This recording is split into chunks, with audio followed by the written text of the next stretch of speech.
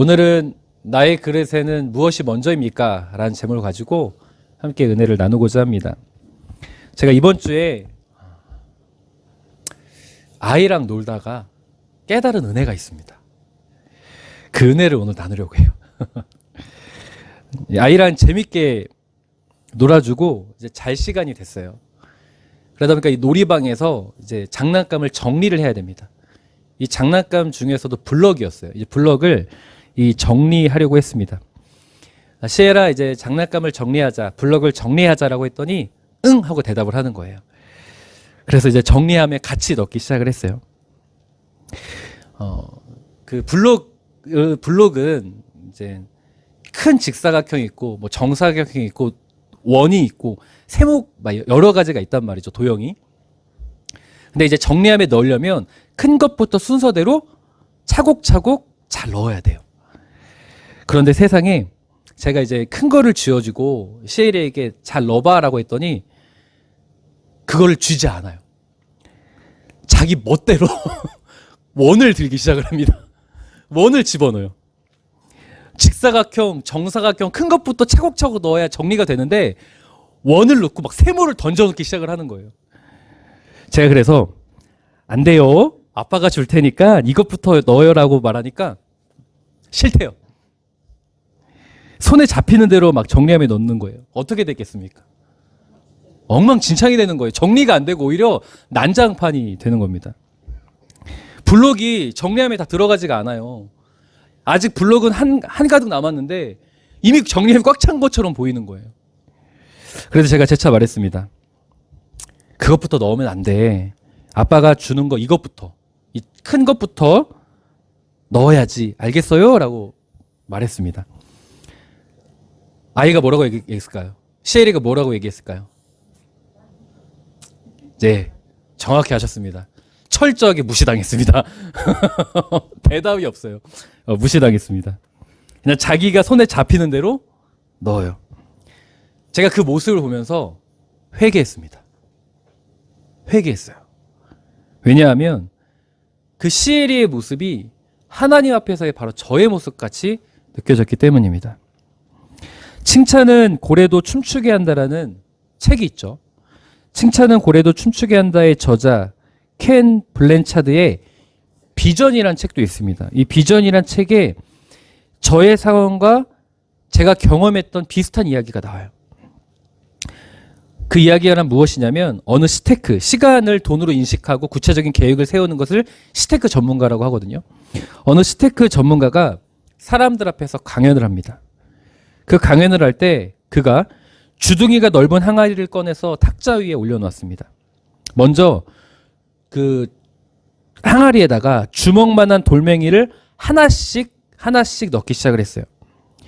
이 큰 돌이 항아리에 주둥이까지 채워졌어요. 더 이상 들어가지 않게 되자 그 스테이크 전문가가 청중들에게 물었습니다. 이 항아리가 가득 찼습니까? 라고 물어봤어요. 그러니까 청중들이 뭐라고 대답했을까요? 네, 가득 찼습니다. 라고 대답했어요. 그러자 그가 항아리에 작은 자갈들을 쏟아놓고 흔들었습니다. 그랬더니 어떻게 됐을까요? 자갈이 들어가는 거예요. 그래서 청중들에게 다시 물었습니다. 항아리가 가득 찼습니까? 청중들이 뭐라고 대답했을까요? 대답을 못했어요. 이번에 대답을 못했습니다. 선뜻 대답하는 사람이 없었습니다. 그래서 이 강연가가 좋습니다 하면서 이번에는 준비해온 모래를 쏟아부었어요. 모래를 쏟아부으니까 어떻게 돼요? 또 모래가 들어가는 거예요. 재차 물었습니다. 항아리가 가득 찼나요? 이제 정말 대답하기가 어려운 거예요. 자꾸 뭐가 들어가는 거죠. 가득 찼다고 대답을 했는데 자꾸 들어가니까 대답하는 사람이 없었습니다. 마지막으로 그가 물 주전자를 쥐고 항아리가 넘칠 만큼 물을 부었습니다. 그리고 청중들을 바라보며 물었습니다.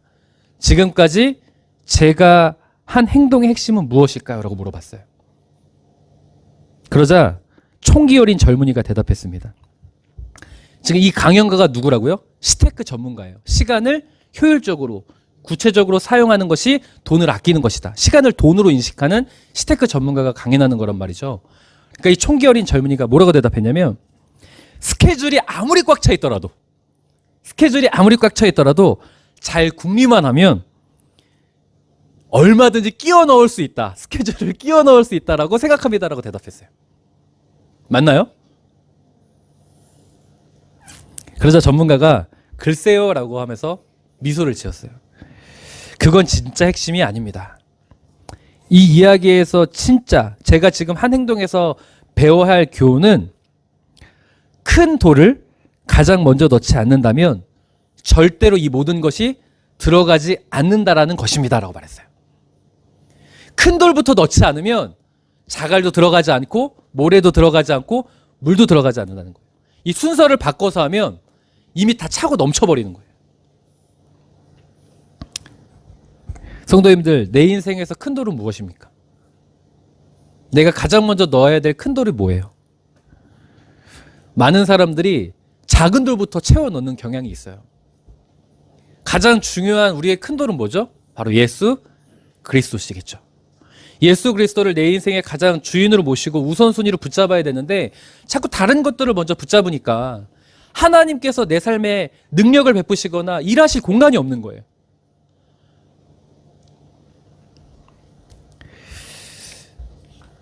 아이와 블록을 정리하면서 제가 말해줬어요. 제발 이 중요한 것부터 넣어라. 이 큰 것부터 좀 넣어라. 그렇게 말해주는 대로요. 자기 멋대로 해요. 마찬가지로 하나님께서 우리에게 말씀을 통해서 가르쳐 주시죠. 이 성경 말씀을 통해서 우리가 누구를 의지하고 누구를 바라보며 살라고 말씀해요. 예수를 바라보고 예수를 의지하라고 우리에게 끊임없이 가르쳐 주심에도 불구하고 우리가 가장 먼저 붙잡고 가장 먼저 채우는 게 뭐죠? 다른 거예요. 다른 것들을 더 먼저 붙잡고 살아가고 있다는 말이죠. 어쩌면 우리는 아이처럼 자기 고집대로 자기 눈에 보이는 대로 내가 원하는 것부터 그것이 더 중요하다고 생각하고 사는지도 모르겠습니다. 그러면요, 정리함이 정리가 안 돼요. 정리함이 정리가 돼야 되는데 정리가 되지 않는 것처럼 우리의 인생도 하나님이 우리를 선한 길로 인도하시기로 원하시는데 그 선한 길 가운데 서기가 어렵다라는 거예요. 고린도후서 4장 7절을 보면 하나님께서 우리를 뭐라고 비유하시냐면 우리를 질그릇으로 비유합니다. 그리고 예수 그리스도는 뭐라고 비유하시죠? 보배예요, 보배. 우리는 질그릇, 예수 그리스도는 보배로 비유하죠. 우리 같은 연약한 질그릇이 보배를 담으면 어떻게 되는가? 고린도후서 4장 8절 함께 읽겠습니다. 시작.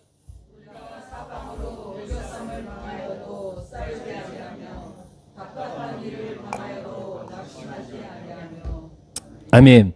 우겨쌈을 당하여도 쌓이지 않고 답답한 일을 당해도 낙심하지 않는데요. 이 말씀은요, 질그릇 같은 연약한 우리에게 귀한 보배가 되시는 예수 그리스도가 있으니 우리가 무서워하거나 두려워하지 말 것을 촉구하는 말씀이에요. 이 여러 측면의 해석이 가능한 말씀이지만 이 말씀 속에서 우리가 깨달을 수 있는 것은 어떤 걸 또 깨달을 수 있냐면 우리는 그릇이잖아요. 그러면 보배를 가장 먼저 중요한 것으로 채워야 한다라는 말씀을 깨달을 수 있다라는 거예요. 저는 오늘 우리 사랑하는 성도님들이 설교의 질문 앞에, 제목의 질문 앞에 결단하고 돌아가는 은혜가 주어졌으면 좋겠습니다. 그래서 오늘 본문을 보면요, 믿음의 사람들이 두 부류가 나와요. 중요한 돌을 먼저 채우는 자와 중요한 것보다 다른 것을 먼저 채우는 자의 모습이 대조가 됩니다. 그 대조가 되는 이 모습을 비교하면서 나는 어느 자리에 서 있는가를 좀 자각하고 우리가 예수 그리스도를 내가 먼저 보배로 채우는 은혜의 결단이 있으시기를 주님의 이름으로 간절히 부탁드립니다. 자, 바로 말씀 보죠. 사도행전 11장 19절입니다. 함께 읽겠습니다. 시작. 환난으로 말미암아 흩어진 자들이 베니게와 구브로와 안디옥까지 이르러 유대인에게만 말씀을 전하는데, 아멘. 사도행전 11장은요, 그때라고, 오늘 본문은 그때라고 시작되잖아요. 이 그때는 언제냐? 스데반의 일로 일어난 환란이 있을 때예요. 이 초대교회에 충실한 일꾼이었던 스데반 집사님이 순교를 당합니다. 스데반 집사님을 죽이면서 초대교회의 본격적인 핍박과 박해가 시작돼요. 이 교회를 다니는 사람들, 그 교회 자체를 세상 사람들이 미워하고 탄압하기 시작한 거예요. 자, 그 일로 말미암아서 심한 핍박과 박해가 발생하니까 그 환란으로 말미암아 무슨 일이 발생했어요? 교회의 교인들이 흩어지게 됩니다. 한 공동체에 모여서 예배를 드릴 수가 없게 된 거예요. 그래서 뿔뿔이 흩어지게 된 거예요. 이 흩어진 자들이 여전히 그래도 성령의 충만함이 있었어요. 예수 그리스도를 나의 구주로 영접하고 정말 주님을 나의 삶의 주인으로 모시는 이 믿음이 있었습니다. 더욱이 이들은 복음을 전하는 구령열이 있었어요. 구령의 열정이 있었어요. 그래서 이 흩어진 자들이 베니게와 구브로와 안디옥까지 이르러 유대인에게만 말씀을 전합니다. 그런데 여기서 흩어진 자들이 말씀을 전하고 예수 그리스도를 전하는데 독특한 말이 나와요. 어떤 독특한 말이 나오죠? 유대인에게만 말씀을 전한다는 표현이 나와요. 자, 질문해 볼게요. 성도님들, 왜 이들이 유대인에게만 말씀을 전했을까요? 이들이 왜 유대인에게만 말씀을 전했을까요?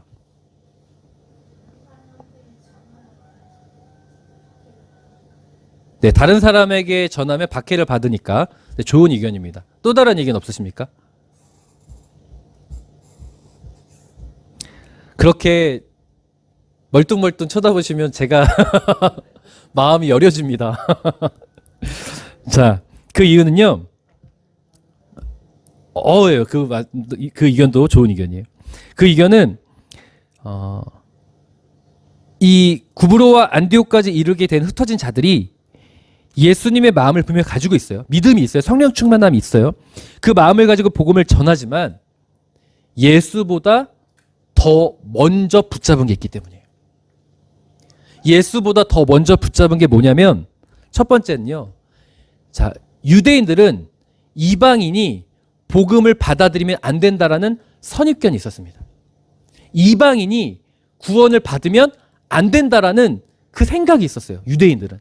그래서 그것을 좀 어려운 표현으로 바꾸면 선민사상이라고 합니다. 선민사상.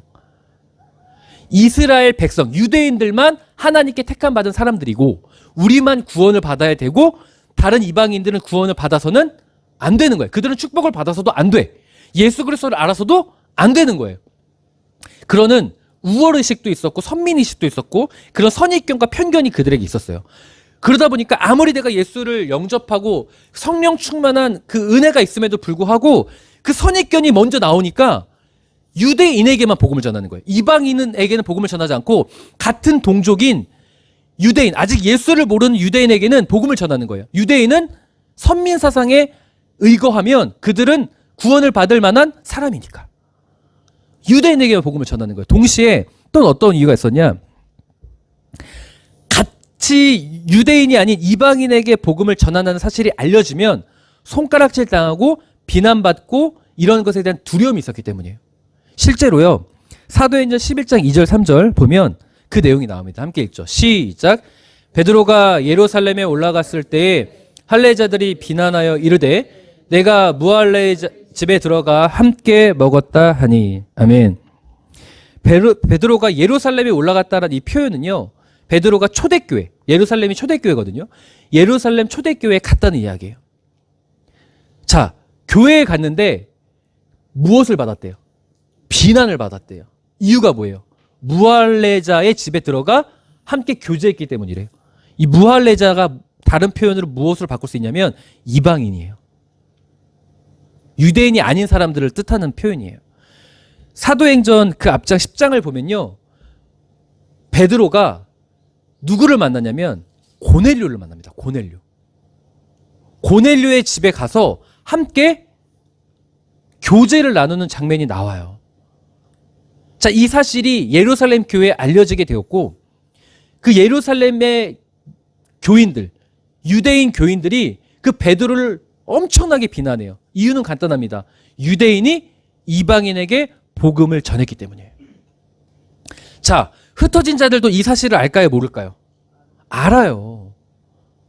알기 때문에 내가 이방인에게, 유대인으로서 이방인에게 복음을 전한다는 것은 내가 비난을 받을 수 있는 위험성이 있겠죠. 비난을 받는다는 건 뭐예요? 내가 생존하는 이 환경에서 내가 손해를 보거나 어려움을 겪을 가능성이 굉장히 농후하다는 뜻이에요. 맞나요? 자, 그러다 보니까 다시 돌아가서 선입견과 편견이 먼저 붙잡았고 이 두려움을 먼저 붙잡았기 때문에 누구에게만 복음을 전한 거예요? 그렇죠. 유대인에게만 복음을 전한 거예요. 예수님보다 더 우선한 것이, 믿음보다 더 우선한 것이 선입견, 편견, 두려움이라는 것을 먼저 채운 거예요. 가장 큰 돌, 중요한 돌, 예수 그리스도를 먼저 채워야 되는데 작은 돌을 먼저 채운 거예요. 그 작은 돌이 뭐예요? 선입견이기도 하고 편견이기도 하고 두려움이기도 하고. 자, 그러니까 그런 것들을 먼저 채우니까 예수님이 들어올 공간이 없는 거예요. 우리가 너무 비슷하지 않나요? 우리가 이렇다니까요. 믿음이 없는 게 아니에요. 믿음이 있음에도 불구하고 하나님을 사랑하고 하나님을 의지함에도 불구하고 내가 어떤 상황과 어떤 문제와 어떤 환경에 있을 때 예수 그리스도를 가장 먼저 채우고 그것을 붙잡고 나아가야 되는데 두려움, 걱정, 염려, 현재의 상황, 여러 가지 복합적 요인 그것들을 먼저 채운다니까 내 마음속에. 이 그릇 속에 그것들을 먼저 채우니까 예수 그리스도가 일할 공간이 없는 거예요. 예수 그리스도의 능력이, 주의 손이 이곳에 나타날 능력이 임할 공간이 없는 거예요. 이미 꽉 차 있거든요. 큰 돌부터 넣어야 차곡차곡 들어가는데 그 작은 돌이 이미 넣으니까 큰 돌이 들어올 공간이 없는 거예요. 성도님들 어떠신가요? 제가 시에리아 이 장난감 정리하다가 바로 이걸 깨달은 거예요. 그리고 제가 회개했습니다. 하나님, 이제 정신 차리겠습니다. 큰 것부터 넣을게요. 어떤 환경에도 어떤 상황에도 내가 예수 그리스도를 먼저 붙잡는 자가 되겠습니다라고 다시 한번 결단했습니다. 얼마나 시에리아한테 고맙던지 그걸 깨닫게 해줘서. 성경에서요, 하나님이 어떤 사람을 통해 일하시고 어떤 사람을 더 소개하길 원하실까요? 자, 20절입니다. 제가 방금 말씀드렸죠. 믿음의 사람 두 부류가 나오는데 대조적이다. 자, 20절 보겠습니다. 함께 읽죠. 시작. 그 중에 구브로와 구레네 몇 사람이 안디옥에 이르러 헬라인에게도 말하여 주 예수를 전파하니. 아멘. 20절을 보니까 그 중에 그래도 몇 사람이, 그 중에 그래도 몇 사람이 이방인의, 헬라인, 이방인에게도 예수를 전파합니다. 자, 질문해 볼게요, 성도님들. 자, 이 사람들도 유대인이란 말이에요. 자, 이 유대인들이 선입견과 편견이 없었겠습니까? 이 몇 사람도 선입견과 편견이 없었겠어요? 유대인이 아닌 이방인에게 복음을 전하면 베드로처럼 사도행전 11장 2절 3절에 이미 등장했었던 베드로처럼 비난받고 내가 살아간 이 삶의 환경 공동체 가운데 내가 손해보고 어려움을 겪을 거 몰랐을까요? 그것이 다 예측이 되는 사람들이에요. 다 알고 있다고요. 근데 그럼에도 불구하고 그들은 이방인에게 복음을 전했습니다. 왜일까요? 그들은 작은 돌부터 먼저 채운 게 아니기 때문이에요. 그들이 먼저 붙잡고 그들이 먼저 채우기를 원했던 것은 바로 예수 그리스도의 마음이었습니다. 그래서 가능했던 거예요. 근데 너무나 이 성경이 우리를 통해서 말하고 있는 게 뭐냐면 이 몇 사람이라는 단어가 전 너무나 충격적이에요. 정말 많은 사람들이 교회를 다니고 하나님을 믿지만 가장 중요한 큰 돌을 먼저 채우는 사람은 그렇게 많지가 않다라고 성경이 우리에게 경고하고 있다고 저는 생각을 합니다. 저는 우리 어부들 교회가 작은 교회이니만큼 그 몇 사람이 모두가 되었으면 좋겠습니다. 큰 돌을 채울 수 있는 믿음의 용기가 우리 사랑하는 성도님들에게 있었으면 좋겠어요. 그들에게 편견과 선입견과 두려움이라는 작은 돌을 먼저 채울 수 있는 상황이 있지만 그럼에도 불구하고 그들은 견고히 예수님을 먼저 채웠습니다. 자, 그러자 21절부터 어떤 내용이 나올까요? 이제 똑같이 믿음의 사람들이에요. 두 부류인데 둘 다 복음을 전했어요. 그쵸? 유대인에게만 복음을 전한 사람들도 있었고 이방인에도 복음을 전한 사람이 있는데 성경이 누구를 주인공으로 삼아서 누구의 이야기를 시작할까요?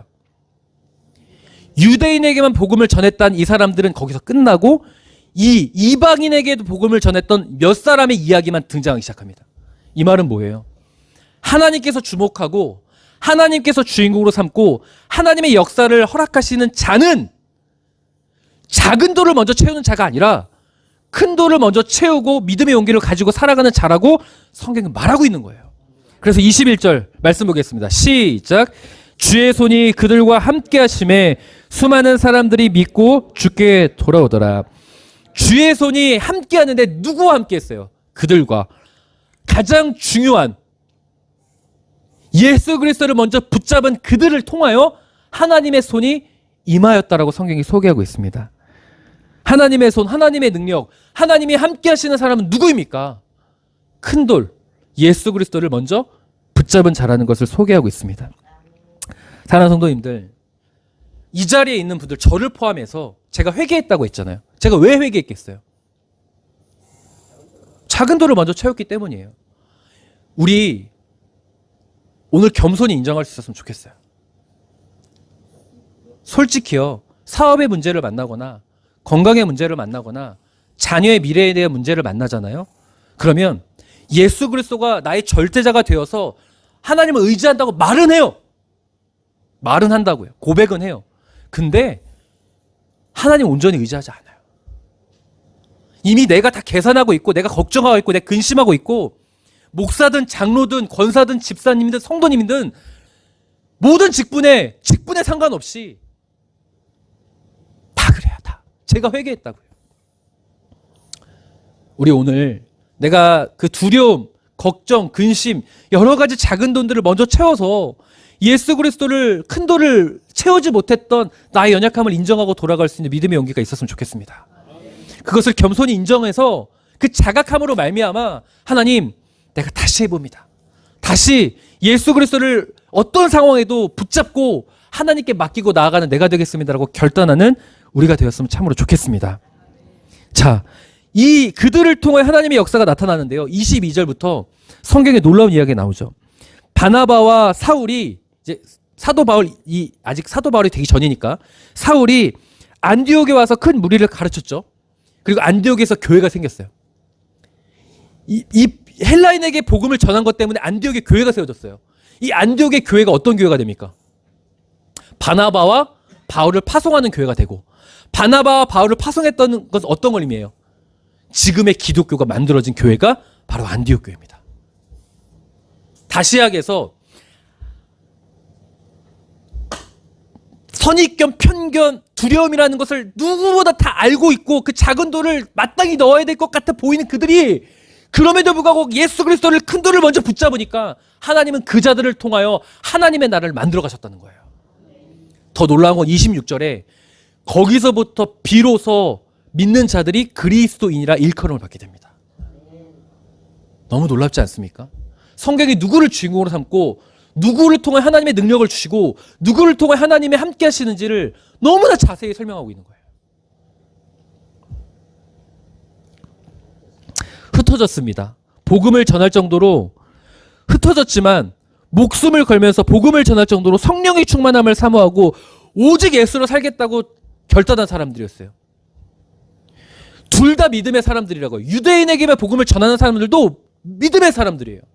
그런데 똑같이 믿음의 사람들인데 하나님의 능력이 나타나는 믿음의 사람들이 누구냐고요.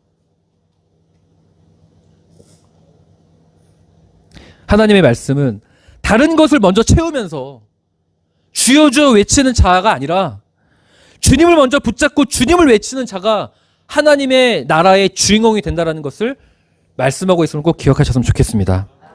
우리에게 적용해 보시죠. 성도님들은 유대인에게만 복음을 전하는 사람입니까? 아니면 이방인에게도 복음을 전하는 사람입니까? 목사님, 저는 복음을 전하지 않아서 이게 잘 무슨 말인지 모르겠습니다 라고 하실까봐 다시 설명해 드릴게요. 성도님들은 믿음은 있으나 선입견, 편견, 두려움과 같은 다른 작은 돌을 먼저 채우는 사람들입니까? 아니면 하나님을 믿기에 선입견, 편견, 두려움이란 작은 돌을 채울 수 있지만 그럼에도 불구하고 큰 돌을 먼저 채우는 자입니까? 성도님들은 전자입니까? 후자입니까?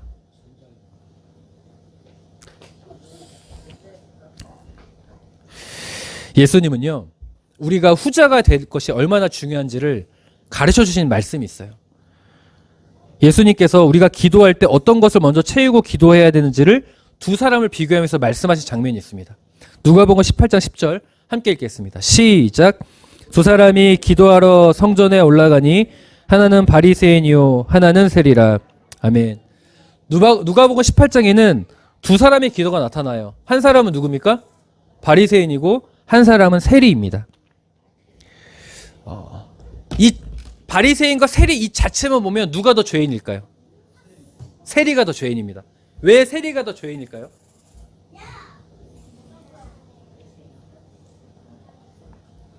세리는 세금을 부과하고 세금을 걷는 직업을 가졌잖아요. 근데 로마 시대는요, 로마의 정책이 무엇이냐면 세금을 로마가 100만 원이면 100만 원 딱 정해놨습니다. 그러니까 세리가 200만 원을 걷고 100만 원을 자기가 갖고 100만 원만 내도 로마는 개의치 않았어요. 그냥 오로지 100만 원만 주면 되는 거예요. 그러니까 세리한테 다 일임했어요. 자, 그러다 보니까 이 세리들이 악독한 모습을 많이 갖췄어요. 그 100만 원이라는 세금이 있다면 100만 원을 청구하는 것이 아니라 110만 원, 120만 원, 100 이런 식으로 그 이상을 청구하다 보니까 그 이스라엘 사람들이 너무 버거운 거예요. 그 세리는 함께 겸상을 하지 않는다. 세리의 집에 들어가면 저 사람은 상종하지 않는다라고 말할 정도였습니다. 자, 그러니까 바리새인은 그래도 율법을 연구하고 늘 말씀대로 살려고 하는 사람들이잖아요. 자, 그러다 보니까 이 자체만 보면 바리새인은 거룩한 사람이고 세리는 죄인이에요. 이 사람들이 기도를 하는 거예요. 거룩한 사람이 기도하고 죄인이 기도를 하는데 이 바리새인이 먼저 기도를 합니다. 11절부터. 어떻게 기도를 하냐면 하나님, 나는 다른 사람들에게 불의를 행하지 않고 다른 사람들에게 죄를 행하지 않았습니다. 저는 가늠한 자들과 같이 않았고 정결하게 살았습니다. 저는 세리처럼 기록에 나와 있어요. 세리처럼 남들에게 악한 행동을 하지 않게 해주셨으니까 너무나 감사합니다. 그리고 나는 하나님 이제 결단합니다. 2번이나 금식하고 내 소유의 11조, 10분의 1을 11조를 하나님께 드리겠습니다라고 기도합니다. 자, 바리새인의 기도가 어떻게 느껴지세요? 정상적 기도가 아니라 이렇게 결단할 수 있는 사람은 대단한 거예요. 멋진 기도죠. 자, 그런데 세리는 뭐라고 기도할까요? 13절부터 세리의 기도가 나옵니다. 세리는 가슴을 치며 기도해요. 가슴을 치며 기도하면서 딱 하나만 기도합니다. 하나님, 나는 죄인입니다. 이거밖에 안 해요. 자, 그런데 예수님께서 14절부터 이 두 사람의 기도에 대해 평가를 하는데 누구를 칭찬할까요? 세리의 기도를 칭찬합니다. 그리고 바리새인의 기도는 잘못됐다고 말해요. 왜일까요? 자, 보세요. 바리새인이 기도할 때 먼저 뭐라고 기도했죠? 나는 다른 사람들을 불편하게 하지 않았고 나는 불의를 행하지 않았고 가늠한 자들과 함께하지 않았고 세리처럼 살지 않게 해주셔서 감사합니다를 기도해요. 이게 뭐예요? 교만함, 우월감. 예수 그리스도를 먼저 붙잡은 게 아니라 다른 돌을 먼저 채운 거예요. 교만과 우월과 종교의식을 먼저 채운 거예요. 그러면서 결단했지만 2번의 금식을 하고 11조를 드리겠다고 했지만 예수님은 그 기도를 받지 않으셨어요. 자, 그런데 세리는 가슴을 치며 나는 죄인이라고 기도하는데 그 기도 옳다고 했어요. 왜일까요? 성도님들, 예수님을 내 삶의 가장 우선순위로 모시잖아요. 그럼 뭘 고백하는 줄 아세요? 내가 죄인임을 깨닫게 돼요. 예수님을 내 삶의 주인으로 모시고 인정하게 되면 내가 예수님처럼 살지 못한 것에 대한 그 자책과 회개가 나올 수밖에 없어요. 다시 이야기해서 세리의 기도는 누구를 가장 먼저 채운 거예요? 예수 그리스도를 먼저 채운 거예요. 사랑하는 성도님들, 성도님들에게 보이는 작은 돌들이 더 중요해 보이고 커 보일 겁니다. 당장 미래의 문제이고 건강의 문제이고 자녀의 문제라면 그 작은 돌들이 솔직히 작은 돌처럼 안 보일걸요? 거대한 바위처럼 보일 겁니다. 다시 질문해 볼게요. 그게 큰 돌입니까? 예수님이 큰 돌입니까? 이거 믿음의 고백 제대로 하셔야 돼요. 다시 질문할게요. 그게 큰 돌입니까? 예수님이 큰 돌입니까? 와, 이렇게 목소리 작으셔서 큰일 났습니다, 이거. 성도님들, 예수님이 나의 삶의 큰 돌입니다. 내 그릇에 담을 가장 큰 돌입니다라고 고백을 먼저 회복하시길 부탁드리겠습니다. 그 고백을 회복하지 않으면 아무리 이런 지식이 있어도 한 귀를 듣고 한 귀를 잃는 들리는 꽹과리에 불과하지 않아요. 그런데 성경이 말하는 것처럼 예수님이 내 삶의 가장 큰 돌이 되고 그 큰 돌을 내 삶에 가장 모시면 성경은 우리에게 약속합니다. 하나님의 말씀 우리에게 약속합니다. 주의 손이 그들과 함께 하심에. 우리에게 지금 보이는 그 작은 돌이 사실 성도님들 눈과 제 눈에는 바위처럼 너무나 커 보일 수 있어요. 그런데 이 세상을 창조하신 하나님, 예수님, 성령님이 우리에게 가장 큰 돌이라는 사실을 꼭 믿으셨으면 좋겠습니다. 그리고 그 돌을 먼저 채우십시오. 그래야 장난감함이 정리가 되고 하나님이 나를 선한 길을 인도하시는 은혜와 능력이 내 삶에 임하게 됨을 꼭 믿으셨으면 좋겠습니다. 이방인에게 복음을 전한 자가 되었으면 좋겠고 세리의 기도를 하는 자가 우리가 되었으면 좋겠습니다. 그럴 때 하나님은 그런 사람에게 하나님의 능력과 하나님의 손에 함께 하심을 약속하신 줄 믿습니다. 그래서 이 시간 우리 이 찬양하고 기도했으면 좋겠는데요. 이 시간 이렇게 기도하시죠. 하나님, 예수님이 가장 큰 돌이심에도 나는 여전히 그게 큰 돌이 아니라 내 삶에 현재 펼쳐져 있는 그게 바위처럼 큰 돌처럼 느껴집니다.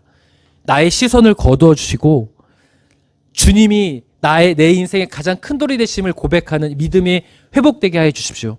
그리고 주님을 정말 의지하는 세리처럼 이방인에게만 복음을 전하는 그 자가 내가 될 수 있도록 변화시켜 주십시오. 함께 찬양하고 기도할 수 있었으면 좋겠습니다. 충만 찬양합니다.